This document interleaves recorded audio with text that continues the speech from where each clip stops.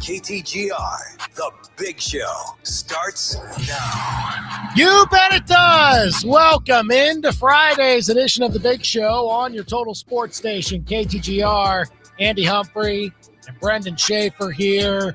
Should be a fun weekend. Make it even more fun if Mizzou gets it done tomorrow at Mississippi State. We'll have our predictions for that, as the Tigers are very, very slight favorites. The slimmest of margins, as you can imagine. What do we have? What do we got? -1, maybe -1.5 in some spots, but boy, it's right there. Could not be closer. I guess it could be a pick'em. Yeah, it could be. This feels like a coin flip game, as much as like we're approaching it from the standpoint of Mizzou should have the edge. It often does not go that way on the road in the SEC. There can be things that happen, so Mizzou wants to avoid those. Who you got for Mizzou and Mississippi State coming up tomorrow at noon? We'll discuss it here in a few minutes. We're going to talk some college hoops, of course, with Rob Veno of WagerTalk.com at 4:25. We're going to have our college hoops rooting guide. Lots to include on there. All of the bubble teams, obviously. There's some ones I'm maybe a little worried about that's on the rooting guide that folks will want to pay attention to for Mizzou's purposes. Okay. So we're going to talk about that at 5:05. Some combine talk. Did you see Toriano Pride today? Whoa. 4.32. It's pretty good. 40. He made himself some money. We'll talk about that. We'll talk about some Chiefs, some possibilities again at number 9. If it's not Reuben Bain, if it's not Jeremiah Love, who is it? Let's say they're both unavailable. They both were taken before then. Who would you want the Chiefs to take? 5:25, we'll discuss that. Picks of the week at 5:45. Call or text us here at 875-KTGR. You can also tweet us at KTGR Big Show. You can find us on YouTube live right now, youtube.com/@KTGR Sports. Also on Facebook, facebook.com/KTGR Big Show. Now, The Big Show's Big Deal. Mizzou men's basketball looking to get closer and closer to solidifying their NCAA tournament resume, and it would go a long way if they can go on the road and beat Mississippi State tomorrow. Tigers are a slight favorite by maybe a point and a half. They beat Mississippi State earlier in the year, 84-79. Tigers trying to get 2-0 against Mississippi State this year. It's a noon tip-off tomorrow, 11:30 pregame right here on KTGR. Mizzou women's basketball, things again going south as they finish out the regular season this week. They lost 112-71 at number 3 South Carolina last night. 5th loss in a row. Final regular season game is against Oklahoma, who's ranked number 7, Sunday at 3 o'clock at Mizzou Arena, as the Tigers try to finish the regular season strong. That's the Big Show's big deal on this 27th day of February 2026. Give us a call or a text here at 875-KTGR, and it's one of like 15 different sporting events that you can catch this weekend in Columbia alone, involving just Mizzou. There's like everything. There's baseball today, softball today, gymnastics Sunday. There's tennis, there's swimming. There's a bunch. All loaded throughout the weekend. So go and check it out, because my gosh, it's awesome outside. I mean, it is. Right now it is. I know late Sunday that might change, but for now, get out and enjoy it. Tomorrow, baseball doubleheader, softball doubleheader with the highs reaching about 70. That's going to be nice, man. Pretty good. Come on. I'm looking forward to that. I'm also looking forward to what Mizzou can do tomorrow. And look, I get it. Mississippi State has a guard that scares the ever-living hell out of a lot of teams. Scares me. No, I get it.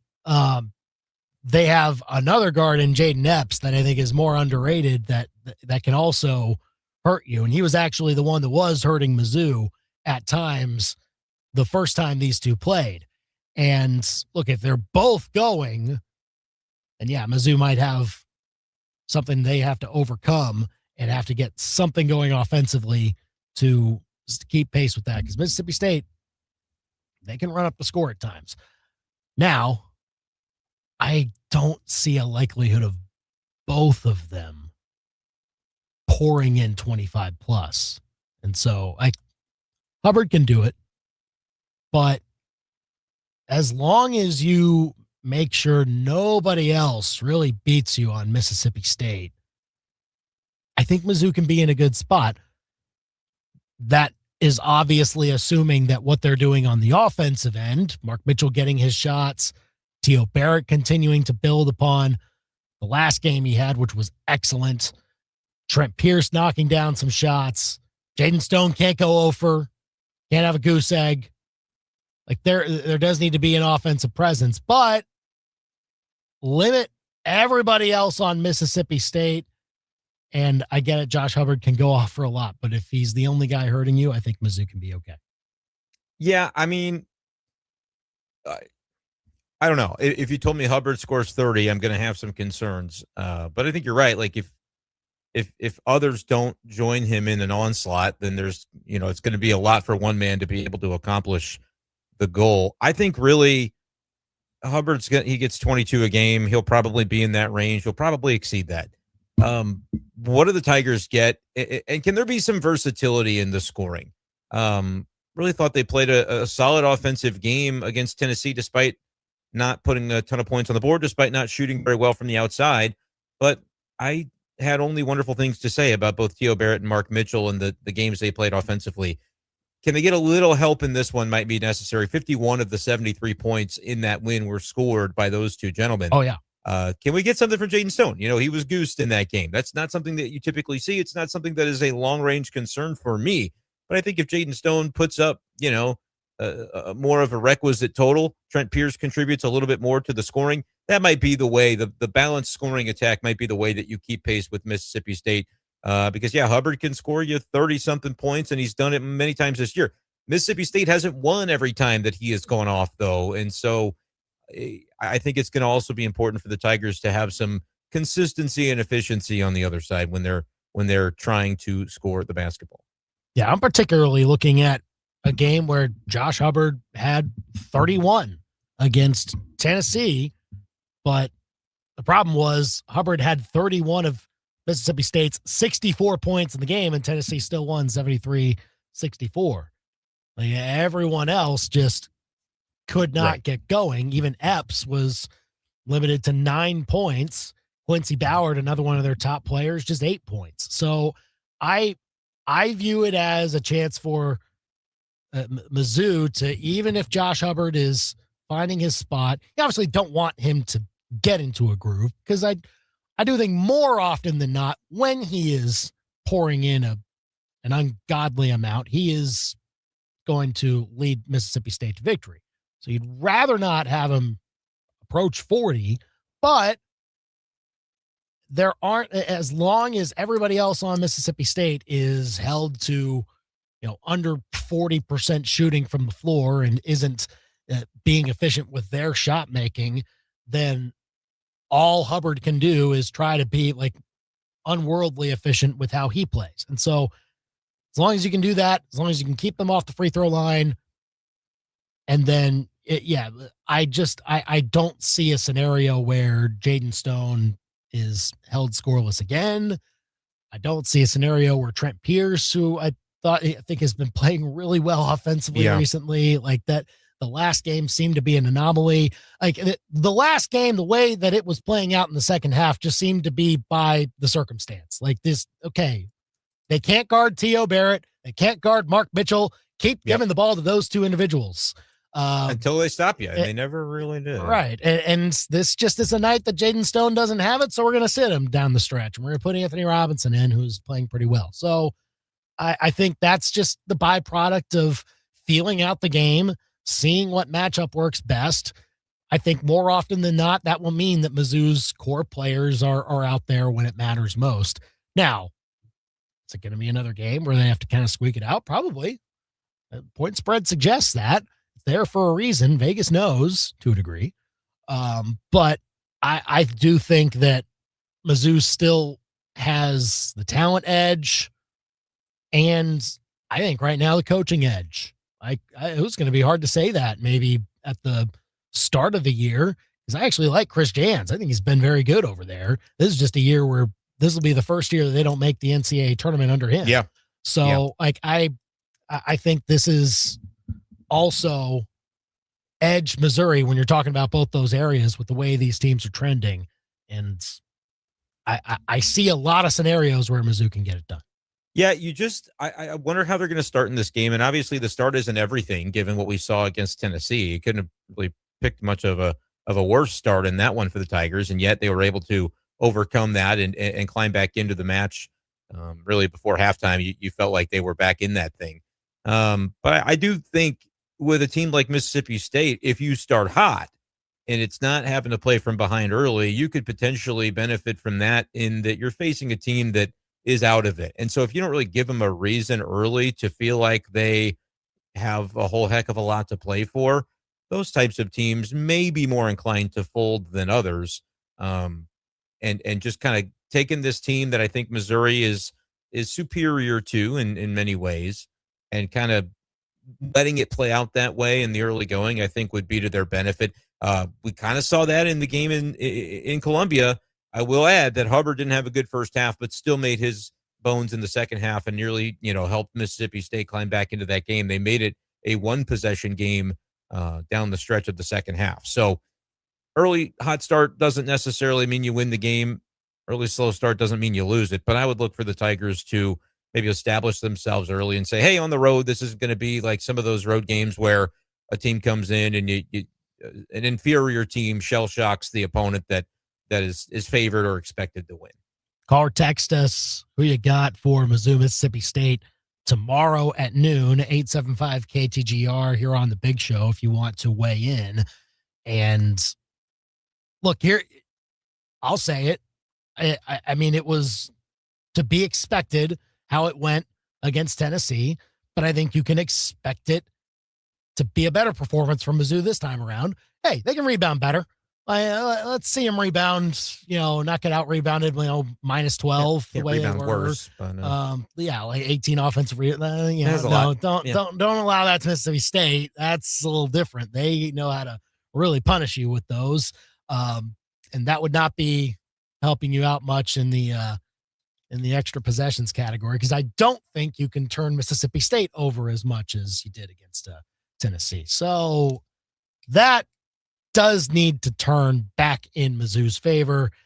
They need to rebound a lot better. Like against this team, absolutely. Any type of rebounding struggles that they have can be scrutinized, because this is a team that you can hold your own on the boards with.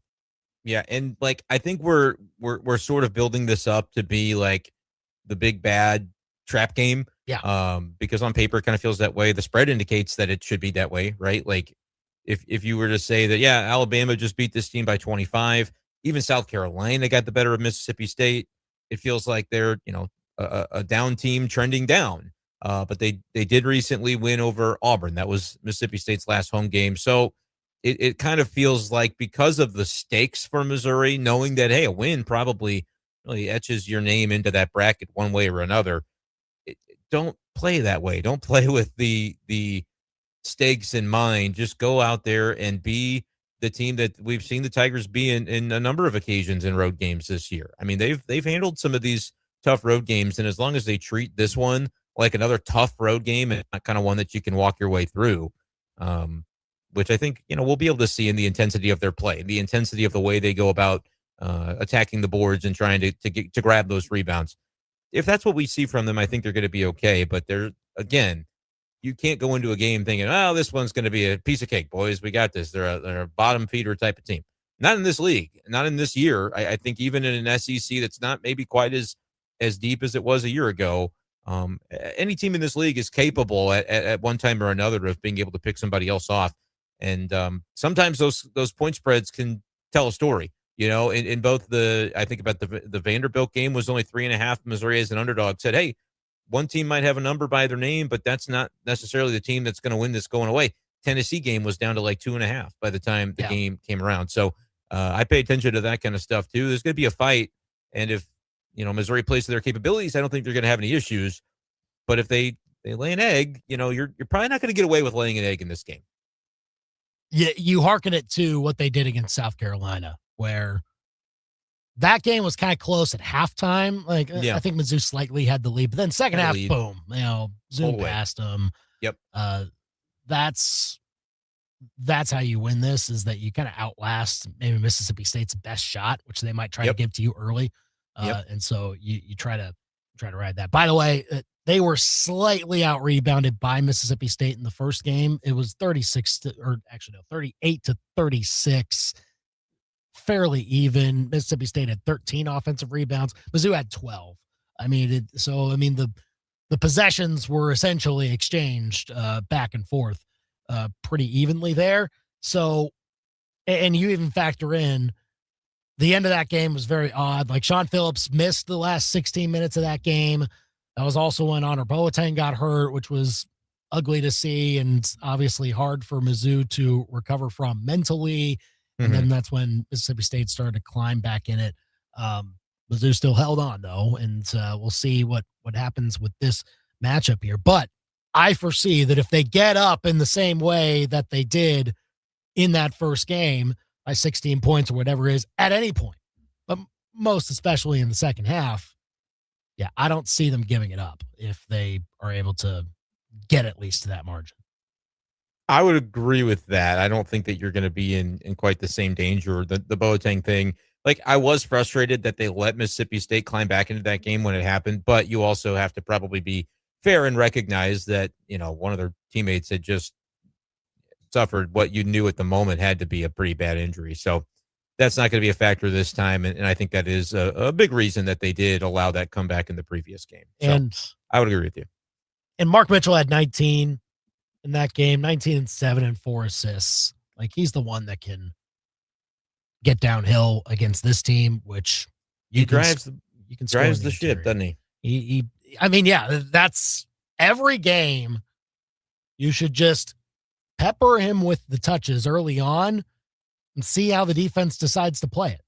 Yeah. And then, okay, if you're going to collapse, if you're going to sag back, you're going to drop coverage and make sure that he's not finding his lane to drive, well, then spot up Trent Pierce, spot up Jacob Cruz, spot up Jaden Stone, and other guys can hit the shot. But, Mississippi State defensively is a team that you can exploit. They're 85 in adjusted defense, according to Ken Pom.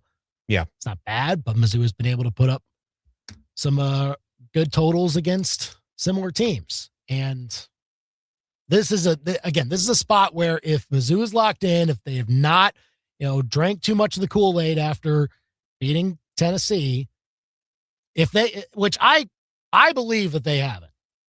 And the most recent road game they played even tells me that. With the way they played against Arkansas, I know it was a loss, but they were never out of that. They fought right towards the end, put up a pretty high point total, shot a really good percentage. Like, that tells me that I don't think we're looking at a letdown spot here for Mizzou. Yeah. I think you're right. I don't think there's any reason that they should, but I would hearken to the Texas game and say I didn't think there was any reason that they should or would, fall flat in that one. That was a game where they're coming off of an emotional upset win. Yeah. And, coming back home to really be able to solidify their standing. Like, that's the way we talked about that Texas game and said, look, man, it's all gravy from here if you beat Texas. Didn't. And so they've had to since come back and win some tough ones against Vanderbilt and Tennessee, which they've been able to do to their credit. But this feels a little bit like that, in that going into that Texas game, I was a little overconfident, thinking, all right, like we've arrived, here we go. And that's the pride comes before the fall. And I hope they've kind of learned from that a little bit, because I feel like there was a little bit of the going through the motions from that Texas game. And that's not going to get it done here. You isolate that game and you go back to the ones that they had played around it. Yeah. Since then, I don't think they've played a bad game. Like, you can say, the Vanderbilt game was bad because they were poor finishing that game. But they played really, really well to build that. Yeah, for 32 minutes, they were very much the better team, and it meant that they won it. They played well against Arkansas. Like, I agree. You could have nitpicked some defensive things and cleaned that up, but they played well. And then, of course, got Tennessee earlier this week. So since that Texas loss, things have trended back into the spot where you want them to be. And maybe it was the wake-up call that they needed. Like, okay, yeah, that can't happen anymore. Yeah. We can't just have no chance in the second half, and we can't let teams get whatever they want offensively when they go down the floor like that. So I think they'll bring that same mentality to Starkville this weekend, but lots of what ifs. The college basketball's weird. The home teams get such a clear advantage, not just in the SEC. I just think nationally that's the case. And Mizzou can be vulnerable to that. We'll see if they're able to overcome it. I think they will. I'm going to go Mizzou 83-71. Now, what do you think? We just keep it rolling. I give a little wink, wink, nod, nod to the camera when I say Mississippi State 78, Missouri 75. Everybody understand what's happening here? Do we all know? Do our listeners over the last few weeks understand what's happening here? Because I haven't gotten one right in weeks. If I pick them to win, they don't. If I pick them to lose, well, they don't do that either. You probably picked them to lose to Arkansas. You got that right. Yeah, but that one was like, we kind of all knew what was coming there. Yeah. So in all the games that we had that were actually like within a single-digit point spread, I've been over. So Mississippi State 78, Missouri 75. Our YouTube viewers are watching. The YouTube and Facebook viewers are like, okay, they know what's up. We know what's happening. What's going on. We know what's happening here. It's all for a greater cause. K2GR. Give us a call or a text. Larry's comment from Facebook says, I'm concerned about the Tigers, but I hope they win. I mean, I hope they win too, Larry. You can be concerned about them in the fact that they're a road team playing in this league, and that is the concern. And it's a general concern that every team in this league should play or should have when they play on the road. I just don't think the way they've played in the last 3 games, again, the jumping off point being their embarrassing performance against Texas, like I see a team that's trending upward, and the bracketologists see a team that's trending upward, and the odds makers see a team that's trending upward. And so if they continue that, then they'll be fine. But there's always the concern of, okay, road building. Historically, this has been a house of horrors for Mizzou playing at the Hump. They have not had very many wins there since joining this league. So, right. I mean, there is that aspect to it, but this team can be completely numb to that and say, okay, we are different than them, and that all doesn't matter. So I think the way Mizzou's playing, they can do that pretty well. 78-75 Mississippi State. I can't really wink. That was I actually held down an eyelid. I can't wink. I don't have that ability. My wife makes fun of me. What? Cannot wink. What? Can't do it. I'm dumbfounded. How is that a function that a human being can't do? Dude, I can't do it. Really? It doesn't work. I'm telling you, it doesn't work. I'm not making it up. What? Now, look, I just closed both eyes. I saw you try it without the help of your hands, but like, nope, doesn't work. Wow. Okay. You learned something new today. This might be like a poll question. Like, did you know that? No, not can you wink. I kind of want to know. Did you know that it was possible to not wink? I want to know if not be it's allowed just me to wink. that can't do it. A lot of people probably can't do it. Does anybody else out there can't wink? Text us 875-KTGR. Can you not wink? Is it not? Now there are other things there are other functions that I cannot do. Like I can't whistle. Like I just can't. See, that blows my mind. Really? Yeah. I think whistling more common than being able to wink. Wow. Well, that's Rob Veno. I don't know. Okay. Yeah, that's an important question. That's Rob Veno. No, I'm serious. Like, we'll do it. But I mean, golly. I think for someone who can't whistle, you can't make fun of me too bad. No, I'm not saying. I'm just dumbfounded that it was something that some people out there couldn't do. I guess I've heard of not being able to whistle, so you're off the hook but, a little bit. Like it's almost like being double jointed or something. I don't know. Weird stuff. But anyway, I used to be able to put my leg behind my head, but I don't know anymore if I could do that. Yeah. I'm not as flexible as I used to be. I haven't practiced that in a while. I'll try it during the break and let you know. 875-KTGR. Give us a call or a text. Can you wink, I guess? Or really, we want to know if you can't wink. If it is something that you are unable to do, text us at 875-KTGR. We want to know. People need to know. We do need to know. Rob Veno, we'll ask him that, but we'll also ask him more important things like what the angles are for college hoops betting this weekend. Rob Veno joins us next on The Big Show. The Big Show with Andy and Brendan continues next on your total sports station, KTGR. Step into a real-life snow globe with Zimmer Communications and Colette Travel on this 9-day European vacation. Stroll Prague, Dresden, Vienna, and Budapest. From castles and cathedrals to twinkling market stalls. Sip warm Glühwein, shop handcrafted gifts, and even visit a family-run candy workshop. Learn more by joining us in Colette Travel Tuesday, March 17th at 5:30 at Courtyard Marriott Columbia on Lamone Industrial Boulevard. RSVP today at ZimmerCommunications.com.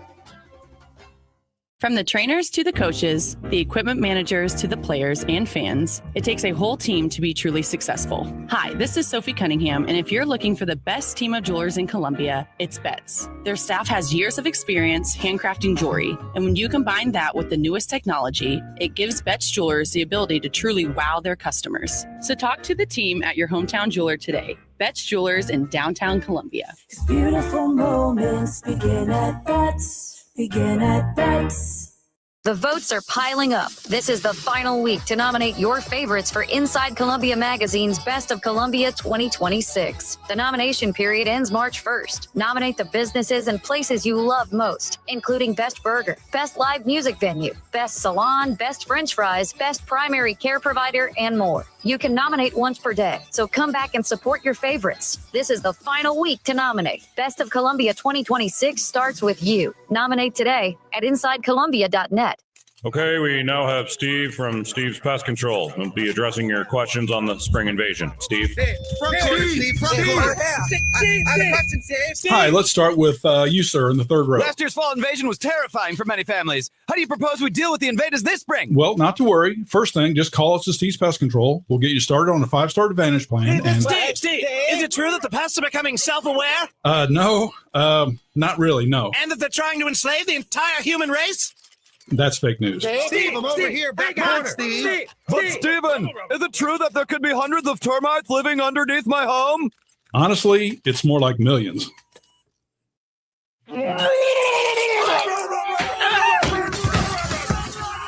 Folks, it's okay. All you have to do is calmly, quietly pick up your phone and call us at Steve's Pest Control.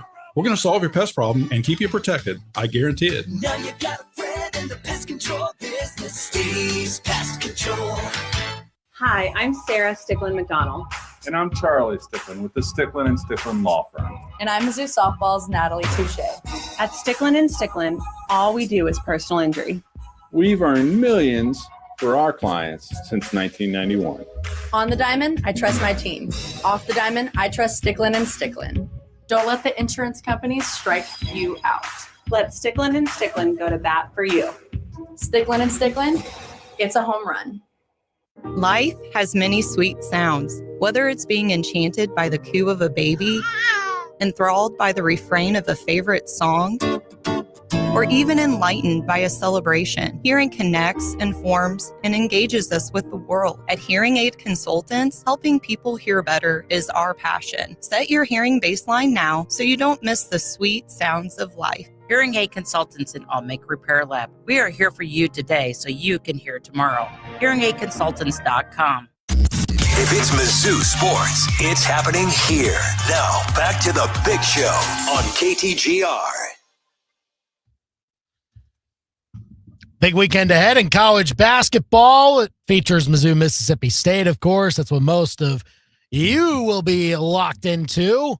They're on the Big Show, KTGR, and the KTGR app. Andy and Brendan here. Also, text us if, I guess it's more common than I would have thought. There are folks out there that can't wink. I mean, and it's a genetic thing. It's comes down to, a genetic trait linked to muscle strength or nerve signal rather than a health. One-sided difficulty. Many Right. people find they can only wink with one eye. Right. And that's true for me. Like I can't even do it with either, but I'm closer with one than the other for sure. Yeah. I could not possibly keep my right eye open and my left eye closed. I couldn't even try to do that. Well, do you know to the viewer. your eye dominance? Do you know what your dominant eye is? I don't. I do not know because I'm kind of weirdly. I'm like that amphibious pitcher. I'm kind of ambidextrous, Okay. so it's kind of hard to tell. All right. Yeah. Well, either way, I'm learning something new every day. Why don't we bring in Rob Veno of WagerTalk.com He'll settle it for us. Sports from Vegas? Yeah, he will. Robbie, did you know that there are people out there in the world that can't wink? Uh-oh. Oh, no. Do we have Hold Robbie? on. Well, I don't know if we can hear Audio Robbie. issue. yet. Oh, wait, was I muted? Oh, yeah, Yes, you got we him. got Yes, him. We got him. yes. Okay. That's all right. I'm ready. Yeah. You know what, guys? That's like the third time I've done that to myself today. That's okay. Yeah, it's that time of year where it's like hang on to your hats, right? It's been hectic all day long, but yeah, that's kind of out of my pay grade. Andy, interesting conversation. I think I can wink with a one.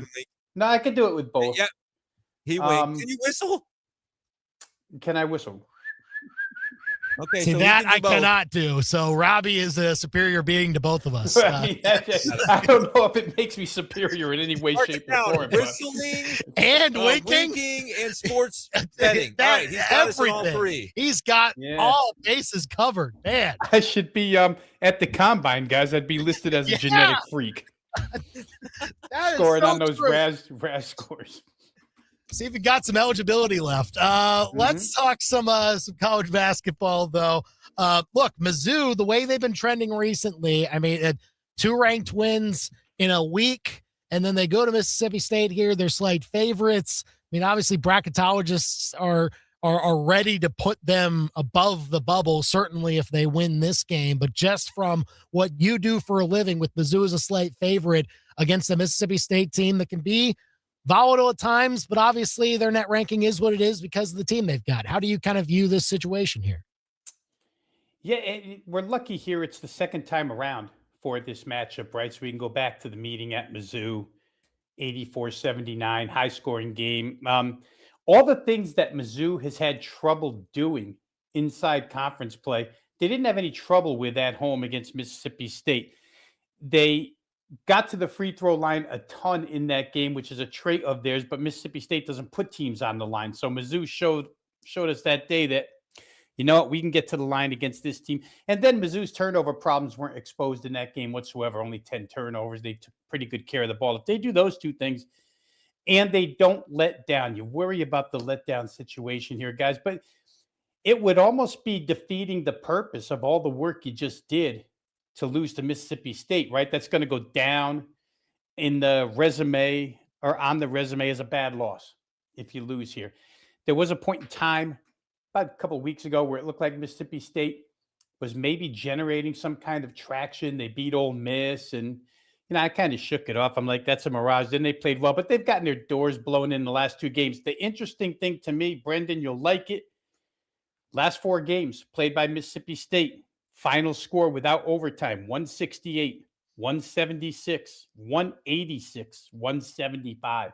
And the first time these two met, 163. And we're staring at 153.5 opener. The money got there quick, 155 now.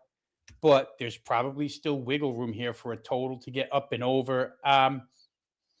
You're Dennis Gates. Obviously, the game plan is let's try and stop Josh Hubbard. Not stop him, but contain him. He's the one-man band, really, for that team. He hasn't been stopped by many this year, so you have to figure Mississippi State's going to get theirs. Can you get more than them? And I don't know. The way Missouri's playing current form, you'd have to think, yes, only win by a bucket. Again, it just depends on the mindset. They can't come out flat. You got to come out ready to play this team, because if you don't, still an SEC team, and they came close the first time around. We'll be interested in seeing how the Tigers handle that one tomorrow. I want to ask you, though, Robbie, about a game coming to us tonight, and I guess get your take on this point spread. Michigan -1.5 at Illinois. You surprised to see the number that low? Is it right? How are you viewing this one between some highly ranked teams? I tell you guys, I actually got a little bit of what in the business we call closing line value on this one. I played this total over 157.5 early this morning. It's now up to 159, 159.5. So that's the way I bet the game and released the clients. I wanted to get to the Illinois side in the worst way here. As I think Illinois is as good a team as there is in the Big Ten. And certainly offensively, they have more options than most teams can defend. When you have two, this morning I went to say two NBA point guards, but I'm just not sure Kylan Boswell, he might be a reserve point guard in the NBA, but when you have Boswell and Wagler, who I don't even think, honestly, Illinois knew what they had in the freshman until he was forced to play because Boswell was out with injury. 2 point guards, two centers, the Ivasic guys who both can shoot threes. So you're probably dragging Mara away from the rim tonight. The 7'3" doesn't. Maybe they don't use him, but somebody's going to have to go out and get these guys. They cause a lot of problems offensively. We know what kind of problems Michigan causes. They're good every. I will say this: that matchup at point guard, guys, and I don't want to get too detailed here because of time aspect, but Elliot Cadeau just had a rough game, and if nothing else, Boswell might be the most pit bull type point guard defensively in the Big Ten. And he's going to be after Cadeau tonight. So we'll see. Elliot Cadeau's been such a huge part of the Michigan offense, helps the front line out because he can stretch the floor, et cetera, et cetera. I just don't, most teams can't stop Michigan. I don't think Illinois' defense can stop Michigan. I could see them being in the 80s. I could see Illinois being in the 80s. It's a little bit of a pace contrast. The Illini would rather go methodical. But I got to say, if you're Brad Underwood, I don't know that you really want to go at a moderate pace all game long against the Michigan half-court defense. If you get a chance to get out and get cheap points, go get them. I think they will. Michigan, of course, plays with pace anyway. So for me, I looked at this game probably landing in the 160 somewhere. Michigan in this price range was really successful in East Lansing, but then in this price range against Duke, not so much. I'm not saying Illinois is Duke defensively, but Michigan showed us a little bit of both sides here. So it'd be an interesting game. I just hope there's a bunch of points. Rob Veno of WagerTalk.com here on the Big Show, KTGR and the KTGR app. To some other games Saturday. Fascinating for Florida and Arkansas to meet up at this juncture. This will be the only time they meet up in the regular season. It seems that Arkansas is playing just about as well as anybody in the league, but you can also say the same for Florida. And obviously they've taken the top spot in the lead and really ran with it since really January. And so with the fact that Florida is a 9.5 point favorite here at home, but Arkansas knows how to put up the points too. I mean, we obviously look at the total with a team like Arkansas, right? But how do you view the side through that as well, based on just their way to prolifically score no matter where they're at? Yeah, Bud Walton is always better for Arkansas than on the road. So if I use that as one negative against them, I still think the points are excessive here. Arkansas, you said it, Andy, they're playing as good as anybody in this league. It's funny. I don't know how the SEC schedule maker did it, but tomorrow he's got 1 playing 2, 3 playing 4, 5 playing 6, 7 playing 9. It's like they got it all perfectly in a row. Outside the game itself, what's fascinating here is that Boogie Fland probably saw Darius Acuff coming and ran to Florida because he was about to be out of a job. And Boogie Fland has begun to play really, really well. He and Xavier Lee, we've probably talked about this before, but once the backcourt came alive for Florida, things really took off. And they don't even have to be awesome. They just have to be good with the front court that they have. But Calipari's group is really playing good. It's hard to trust them defensively, but if you're going to give me, that's three 3-pointers, so let's call it 4 possessions worth of points, 9.5. That's an awful lot. I would look to take Arkansas in that instance, even though Florida's been blowing people out. And again, I thought the total was, out of my league when Alabama played Arkansas, and I think the number was like 183.5, and they went out to score 200 and something in double overtime. This game could get into the 180s as well. So excellent game. You'd love to bet both of these teams at this point in time. But if you're going to pin me to one, I would say Arkansas plus 9.5. There's a lot of good basketball tomorrow, a lot of good action in the Big 12, but I'm tooting the horn of the SEC right now. So I want to ask you about Alabama, Tennessee. Tennessee favored at home. We did our SEC basketball tiers yesterday. We do them every week. I feel like Alabama's still a cut above, but maybe this will be a proving ground opportunity. How do you view this one? Tennessee coming off the tough loss to Missouri, home favorites against Bama. Well, it's funny because everybody thought at the time, including myself, that Charles Bediako might be an asset for Alabama. Came in, played amongst a little bit of controversy, but as soon as he left, Brendan, it seemed like they just got back to Alabama basketball. They're just scoring at will again. It's like, okay, that's out of the way. Let's get back to scoring. And I don't know that Tennessee can stop them. I mean, Tennessee's great on the boards, and they'll probably win the rebounding war here. Can they slow Alabama down enough? Probably not. Can Amont and Jacoby Gillespie do enough? That twosome, I'm not sure anybody can outscore Alabama at this point in time. So I would look Alabama here. I'm with you. Tennessee, in past Rick Barnes editions, we could lean on their defense. And I don't think we can lean on their defense, and not with this particular team. They're just not as good where that is concerned. So rebounding aside, got to like the advantages that Bama has here, and especially the way they're playing right now. They're playing the way Nate Oates wants them to play is exactly the way they're playing at this point in time. Rob Veno of WagerTalk.com here on the Big Show KTGR. All right, Robbie, what free pick do you like this weekend? Wow, guys. You know what? How about this? I've had a knack for this over the years on this particular segment, 20-something years, but I'm going to go way off the board for you and give you the Northeast Conference basketball, low major. Give you a school I even attended, Sacred Heart University in Connecticut, Sacred Heart Pioneers. Tonight, they're at home against Mount St. Mary's. And this total earlier, we can't get this number anymore, was 149.5. We're looking at 150.5 right now. But I played this game over. Sacred Heart went through a little bit of a spell this year when they didn't have their star player, Anquan Hill. Offense wasn't rolling. Since he's come back, offense pretty much has rolled. But one thing about this conference, guys, this might be the slowest paced conference in the country. And nobody in a 10 or 11 team league, nobody wants to run except for a handful of teams, less than a handful of teams. These are two of them that want to get up and down the floor. Mount St. Mary's has scored ridiculously well as of late. Sacred Heart at home never met a shot they didn't like, so we'll get plenty of opportunity. I thought 149.5, just betting against the number here, was a little bit low. So I'm going to leave you with that. Way, way off the board, under the radar, in your place of legal jurisdiction, or however you guys say it. You want to look for Sacred Heart and Mount St. Mary's over the total tonight. Hey, it is available here. So that's the great beauty of that.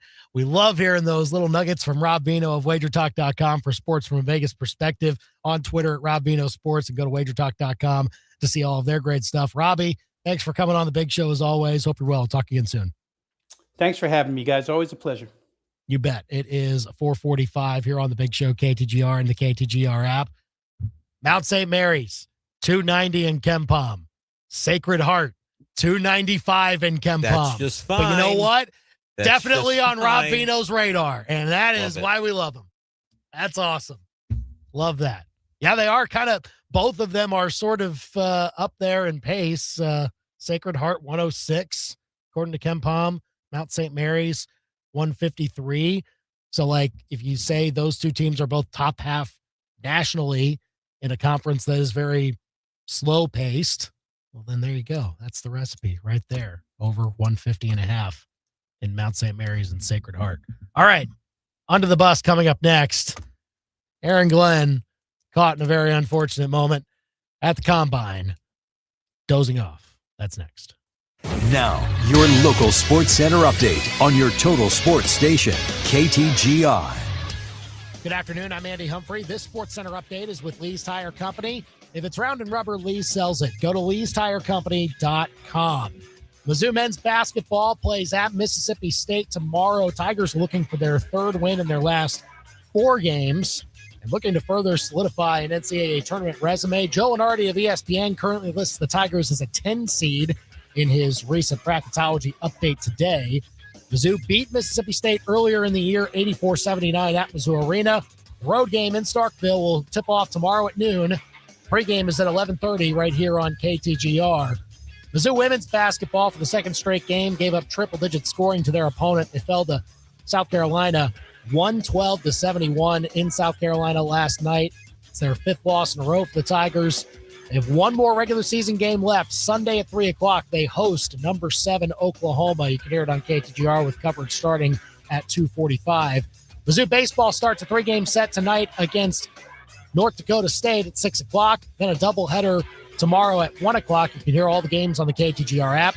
Mizzou softball underway now in their first home game of the year against Wichita State. They'll also play Miami of Ohio and Drake in the Mizzou Invitational this weekend at the Mizzou Softball Stadium. I'm tracking mild weather through Saturday with highs back in the 60s, maybe near 70 in some spots again tomorrow, but a cold front will move in late in the day, settling overhead into Sunday, setting the stage for several types of precipitation on Sunday and Monday. Weather alert day stretches from noon on Sunday through 9 a.m. Monday morning for snow, freezing rain, and rain across the area. I'm meteorologist Nate Splater, and that's your ABC 17 Storm Track forecast on your total sports station, KTGR. The foundation is set. Missouri knocks off the #1 team in the nation. The frame is built. On the run, Mitchell for the flush, Missouri by 20. And the gates. The habits, the response to detail, the execution, all that stuff matters. Are open. Drives right baseline to the rim, jams it as he hangs and got fouled. This is your radio home for Mizzou basketball. Cruz, here comes the 3. Bang, he splashed it home. Mid-Missouri's total sports station, KTGR. Hey, construction dude, congrats on the killer contract in Cape. Sweet. So, how are you going to get that Mongo crane down to the job site? Here's a haul of an idea. Just Google I-70 Towing. They're Mid-Missouri's go-to crew for heavy equipment hauling, too. Semis, dozers, RVs, goosenecks, farm and construction stuff, school buses, boats, bring it. If you use it, they can move it. Call the team they think you'll really love to meet. I70towing.com. Goosenecks. Give me some long necks. Hey, y'all, it's Molly from Billiards. What happens when two pharmacists, a restaurant dude, and a math whiz walk into a bar? They buy it, and those 4 awesome people are the new owners of Billiards. Like a good Oscar speech, we don't have enough time to thank everybody. But if you've been part of our journey, we just want to say thanks for boogieing on down. Boogie on down for burgers and beer. Billiards on Broadway. Yeah. Les, honey, I'm coming home. This is the year she gets an upgraded diamond. The year that dad finally gets his retirement watch. And the year that your daughter graduates. So you give her the necklace she's always dreamed of. Family Pawn is not your traditional pawn shop, but they are your secret to saving big on stunning jewelry for every occasion. Family Pawn, where you'll find timeless treasures for a fraction of the cost. FamilyPawn.com. Not your traditional pawn shop. Family Pawn. Guys, our day is coming. The 2026 Como Man Show. Saturday, March 14th at the Northeast Event Center where the Boone County Fair is held. Sports, tractors, cars, and a whole lot more of everything that makes you proud to be a man. Food and drink? Oh yeah, Mid-Missouri's Best will be there too, with a portion of the proceeds going to a local nonprofit. Tickets on sale now, so grab yours at ComoManShow.com, and we'll see you there. Saturday, March 14th at the Northeast Event Center. And now the doggy dedication with Kretsch's Custom Exteriors. This week's letter comes from Coco in Columbia. Coco writes, "Dear Kretsch's, my human's been whizzing off his new deck nonstop. I've never seen him so happy. But while he's making salty lemon snow cones, I don't have a place to pee of my own. If I had a wood fence to whiz on, I could unleash my freedom stream from a 3-legged lean. Well, Coco, Kretsch's Custom Exteriors can build you that fence to splatter your bladder. Kretsch's Custom Exteriors. True beauty is on the outside." As we get into the heart of basketball season, 1851 Underground Tap and Grill wants to remind you whether you need a place to grab a bite after a local high school or college game, or you want to plop down with some friends and watch some of that college conference action on TV, they've got a spot for you. Your favorite cold beer or cocktail and delicious appetizer or dinner options on the menu. Check them out on Facebook or at 1851underground.com. It's no secret that it is underground. 1851 Underground Tap and Grill in the historic Brick District, downtown Fulton. Michael Agnew here with API Project Fitness. I understand that life is hard, and if you're soft, it will squish you. You must find a way to be hard. Armor yourself up mentally and physically and emotionally. Our goal is to help you find your inner strength and hardness. The difference between strength and weakness is choice. With our group fitness classes and personal training and open gym, the choice is yours. Choose strength. Find us at APIProjectFitness.com or call us at 573-268-6944 to make an appointment. Your daily fix of local sports lives here. This is The Big Show on KTGR.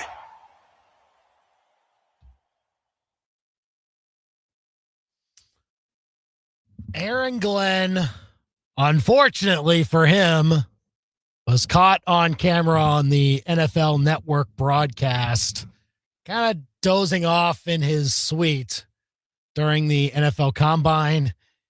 And you could kind of tell because Talk about some bad luck.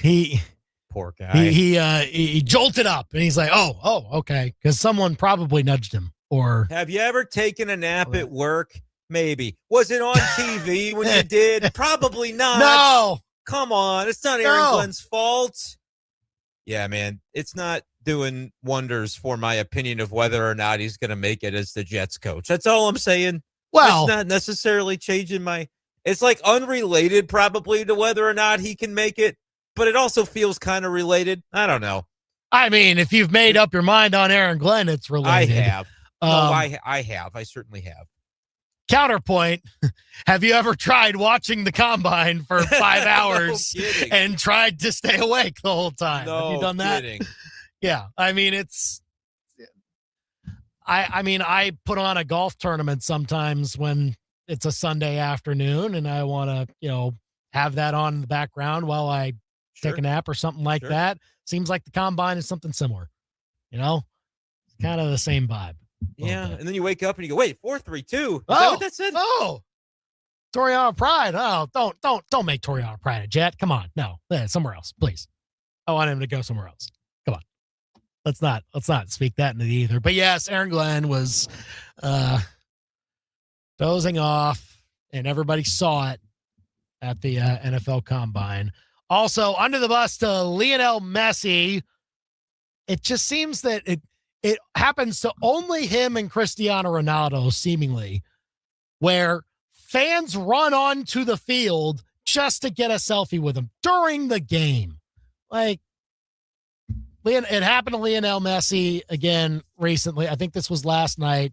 Miami was playing I believe a team from Ecuador, and they were playing an exhibition game in Puerto Rico. Don't ask me why, but they're playing this game and a player runs on the field. In fact, there are multiple fans running on the field around Messi, getting selfies with him. And then there's one that runs up and literally is coming in way too hot and drags him to the ground. And he and a security guard are rolling over each other, and that's when you're, okay, let's not knock the guy over during a game or at any point because he's a valuable individual for his team. Oh, boy. It's just not what you want. It's a phenomenon. Being eager, but maybe a little over-eager with some of that. Well, first of all, being on the field in the first place is probably a problem. The first bad part of that, but then the second part is that you're knocking into the players, and then that becomes something that the owners are holding their breath about, even if it's like the slightest shove over and they go to the ground, still want to make sure. Soccer players, they will take a dive, we know that much. Oh, Messi won't do it in that case.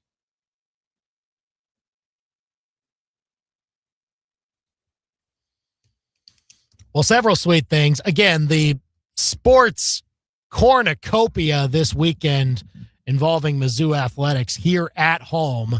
Baseball, softball all weekend long, women's basketball Sunday, gymnastics Sunday, swim and dive, tennis, everything happening this weekend. So that's awesome to go and check out. And also very awesome over at the NFL Combine. First, Toriano Pride ran a 4.36. That was run one, and then he decided to go ahead and cut that down, and he went 4.32 on the second run. Tops on the leaderboard for DBs today at the NFL Combine, the 40-yard dash. You know, we talked earlier this week about, some of the stuff at the Combine maybe doesn't change scouts, teams, their opinions as much as it used to.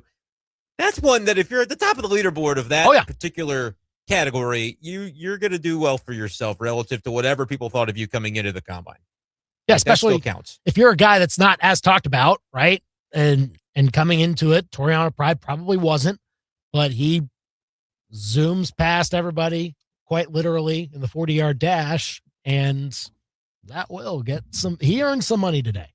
No doubt. So. Like whether it was turning him into a draft pick instead of an undrafted guy or moving them up around, whatever it might have been, like he earned some money. And I think he was saying afterwards, like, I needed it. I think he did. I think he did need to perform pretty well in those metrics to get in front of scouts the way he wants to. So well done, Toriano Pride.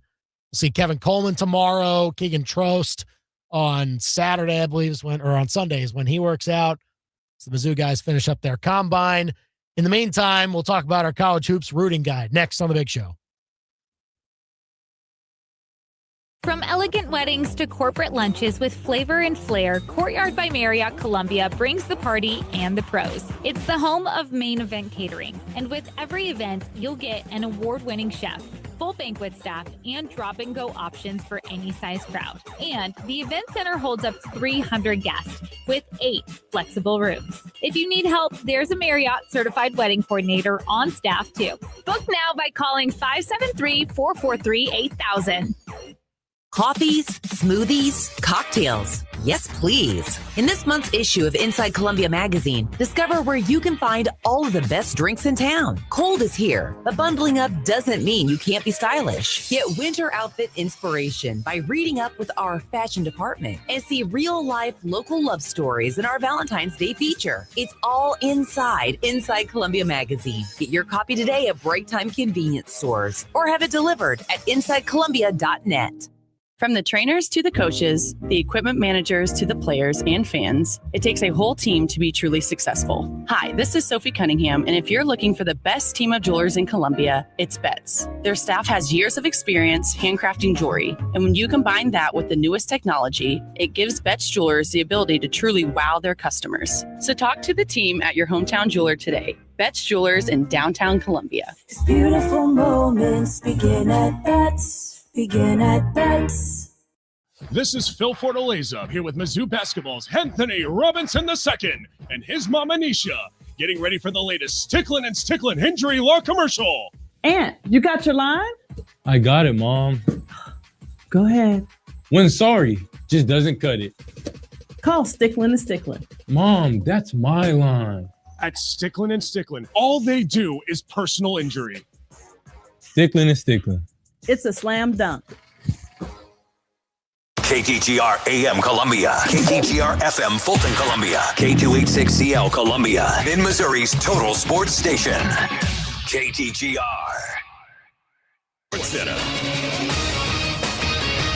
No slim pickings for Dallas, signed Chris Smith. The Cowboys place a franchise tag on wide receiver George Pickens, which guarantees him almost $28 million in 2026. And ESPN host Freddie Coleman has the key to getting a long-term contract done by July 15th. They better make sure Jerry Jones is not in. Have Stephen Jones handle this negotiation, because the last time that David Mogetta and Jerry Jones were negotiating for one of David Mogetta's clients, it ended with Micah Parsons going to the Green Bay Packers and the Dallas Cowboys, who got a nice haul in return. So if the long-term deal is what's going to be on the table potentially, they have to make sure Jerry Jones is not in that room. Have Stephen Jones report to Jerry and go from there. Heard on ESPN Radio's Freddie and Harry. The team views the non-exclusive tag on Pickens, which allows him to talk to other teams when free agency begins on March 11th. Meanwhile, the NFL salary cap is topped $300 million for the first time, with a $22 million increase over the last year. And the NFLPA Executive Committee has narrowed their search for a permanent executive director to a group that includes interim executive director David White, former union strategy officer J.C. Treader. ESPN Radio is presented by Progressive Insurance. Progressive Commercial Insurance can protect your small business with over 30 coverage options, an easy-to-use mobile app, personalized discounts, and more. Get a quote in as little as 8 minutes at progressivecommercial.com. Discounts and coverage selections not available in all states or situations. From Faro. 15 to the 10, to the house. Bush. Back to the wall, and it's got her. And Arrowhead. Touchdown, Kansas City. To your speakers. This is the big show, baby. Get fresh takes on the biggest sports stories in mid-Missouri. Right now, this is The Big Show with Andy and Brendan on KTGR. So, because Mizzou is needing a win this weekend, who else needs a win to help Mizzou's case in the NCAA tournament hopes? Mizzou's in a good spot, but we're going to be watching the other games to see if they can be in a much better spot based on the other results. So we'll put together our college hoops rooting guide in a few minutes. You can text in who you're rooting for across the rest of the country here at 875-KTGR. Some combine thoughts, what the Chiefs might have to do as far as a different plan if maybe Reuben Bain's not available at 9 or Jeremiah Love isn't there either. Who would you take? We'll talk about that. And, of course, our picks of the week to finish out the week at 5:45. Call or text us here at 875-KTGR. But first, it's 5 o'clock. It's time for the Top 5 at 5 on The Big Show. Number 1. If you want to trade away for curtain number 1, you can have curtain 1. Mizzou men's basketball in Starkville tomorrow noon tip against Mississippi State in the game that I will say would secure the Tigers' berth into the NCAA tournament if they can secure the win. You get that 10th conference win. I feel like the rest is all going to be gravy. This is really the last chance you have for a quote-unquote bad loss because it would be quad 2 at the best. So, yeah, you're going to want to win this game, but it's a coin flip. I mean, Ken Pom says 51%. The point spread says the Tigers are a 1-point favorite on the road. Beware of Josh Hubbard. The last time these two teams matched up, he had a quiet first half. His big second half nearly helped Mississippi State complete the comeback. I know he's going to get his, but try to avoid a 40 burger being dumped on your head. Number 2. Number 2, your timing is impeccable. Speaking of getting dumped on a little bit, yeah, South Carolina took care of Mizzou women's basketball yesterday, 112-71. Yeah, we kind of knew this was probably coming. Highly ranked team. Still one game to go. It's against another highly ranked team, Oklahoma. That game is Sunday at 3 p.m. at Mizzou Arena to close out the regular season. Number 3.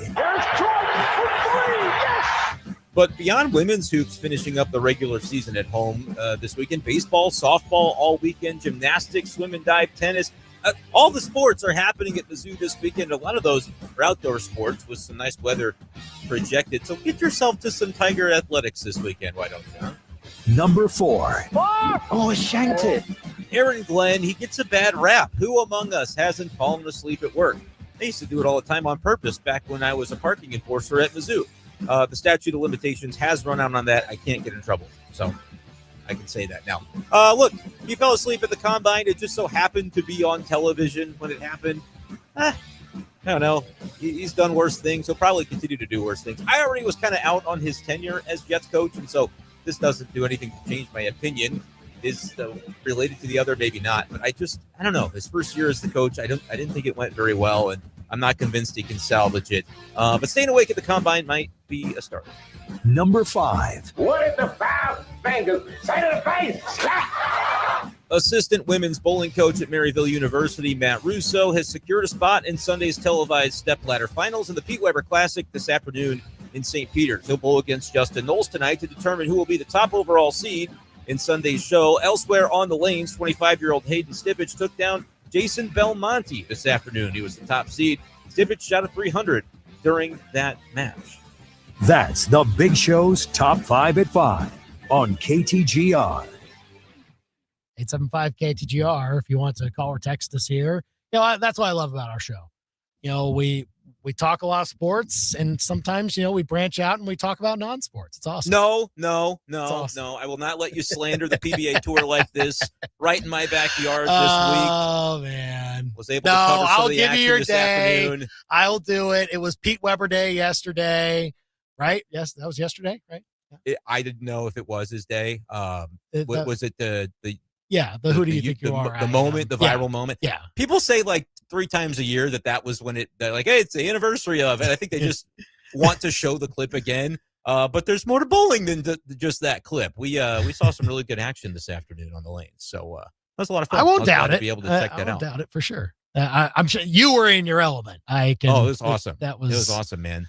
Match play. These guys are bowling a best of 7 to advance to the next round. And tonight at 6:00, they'll bowl again, and then we'll have our top 5 at the end of that. But Russo, who assistant women's coach at Maryville, St. Louis resident, he is basically already in the TV show on Sunday, which will air on the CW, by the way, because he is the second highest seed, and he's bowling against the highest remaining seed. And so the wild card, it goes to whichever guy loses in this round that has the highest seed.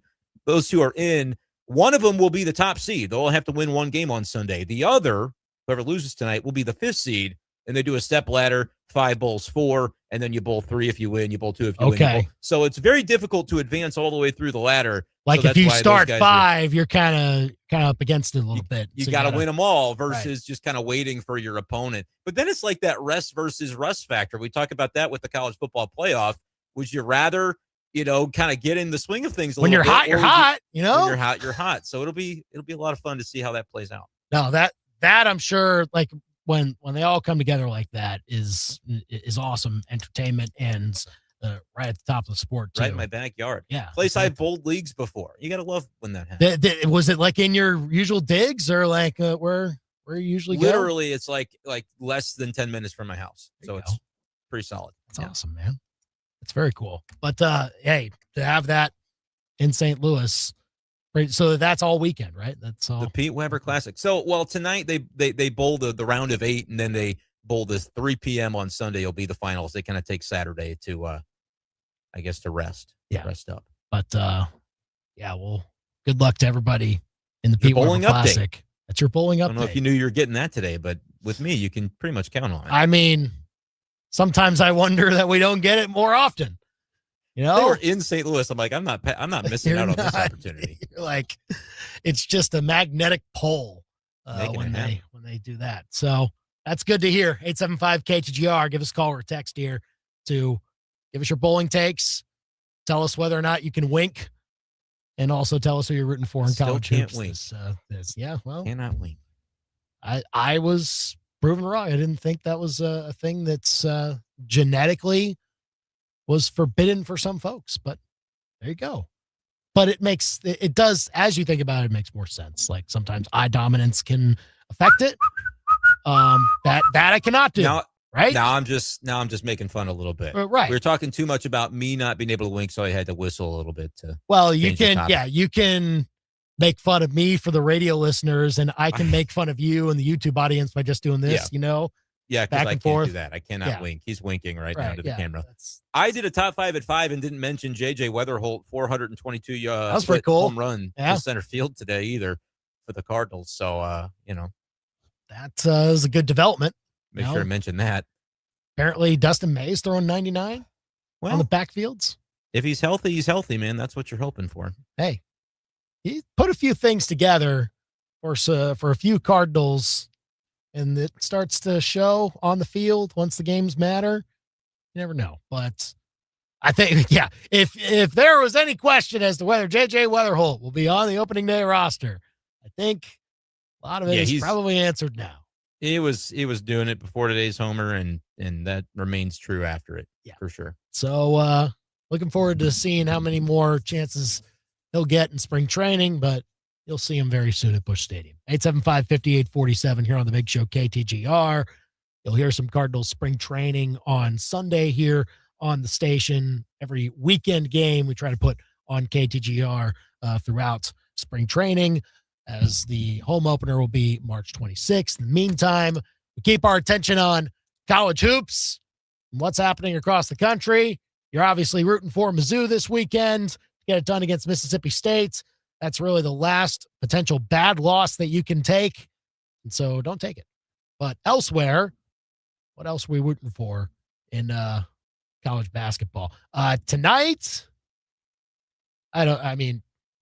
probably doesn't matter between Michigan and Illinois. I just think you look and say, just be entertained by a good game, probably. Yeah, I guess if there's an angle where you're thinking about Mizzou getting into the bracket and you want them to be playing an opening round in St. Louis because that would be beneficial.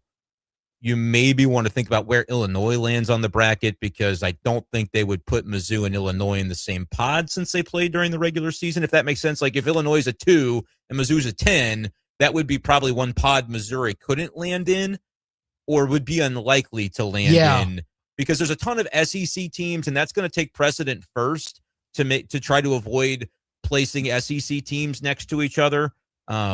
But like, that's just a thought. Illinois could be a 2 or a 3. Missouri could obviously be a 10 or an 11.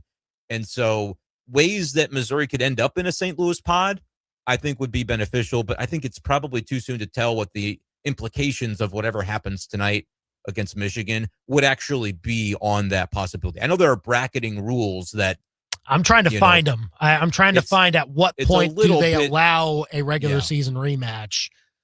I think they try to keep it more strict for teams within their conference. I think the conference comes first. I think is a higher tiered of priority as they consider it within their bracketing principles. Yeah, first 4 teams and teams from the same conference are placed in different regions when they're in the top 4 seed lines.